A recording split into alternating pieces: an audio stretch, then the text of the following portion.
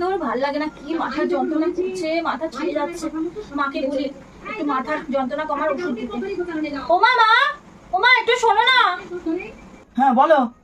ডাকলে তোমার কাছে আমাকে আসতে হয় কেন? তুমি যে বলতে পারো না যে তোমার কি হয়েছে? ও মা মা করে তুমি ডাকো, কি হয়েছে তোমার? আর বলো না, আমার খুব মাথার যন্ত্রণা করছে মা। হ্যাঁ কি হয়েছে বলো। খুব মাথার যন্ত্রণা করছে মা, এত মাথার যন্ত্রণা তো আর বলো না, একটু ওষুধ দেবো মা। ওষুধ? কিসের ওষুধ? সারাক্ষণ মোবাইল দেখবে, মোবাইল টেপে রাখলাম, দেখবো তাহলে আর তোমার মাথা যন্ত্রণা সঙ্গে সঙ্গে কমে যাবে, বুঝেছো?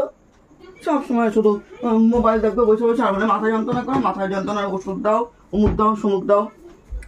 আমি কি, আমার কি ওষুধের কারখানা আছে নাকি যখন যেটা বলবো সঙ্গে সঙ্গে ওষুধ এনে দেবো?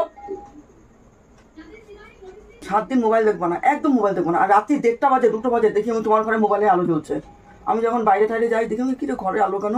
নিশ্চয়ই মোবাইল খোলা, তাই ঘরে আলোটা পড়েছে। রাত্রি 1টা 2টো বাজে তখন তোমার মোবাইল খোলা থাকে, তাই তোমার মাথা যন্ত্রণা। তাহলে মাথা যন্ত্রণা হবে কেন? তুমি একেবারে কি ভোর 4টা 5টার সময় উঠে সংসারের কাজ ধরো নাকি? ওঠো তো 8:30টার সময় ঘুম থেকে। মাথা যন্ত্রণা তো হওয়ার কোনো কারণ নেই, দুপুরবেলা দিব্যি ঘুমিয়ে পড়ছো, মাথা যন্ত্রণা হবে কেন? মাথা যন্ত্রণার কারণটাই হলো তোমার ওই মোবাইল দেখা। মোবাইলটা বন্ধ করো, দেখা, তাহলে দেখবো আর তোমার মাথা যন্ত্রণা করবে না। নাও। কি অবস্থা, আমার মোবাইলটাই নিয়ে নিল, আমি মোবাইল ছাড়া বাঁচবো কি করে? কি হাল আমার, মায়ের জ্বালাতনে আমি আর পারি না।